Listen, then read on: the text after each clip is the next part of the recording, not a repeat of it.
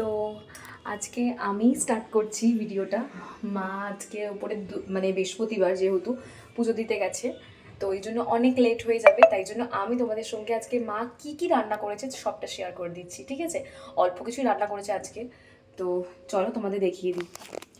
এই দেখো, লাল লাল ঝাল ঝাল চিকেন করেছে, সফট আলুটা তুলে রেখেছি, জাস্ট আমি মানে প্রেশার কুকার থেকে নামিয়েছি।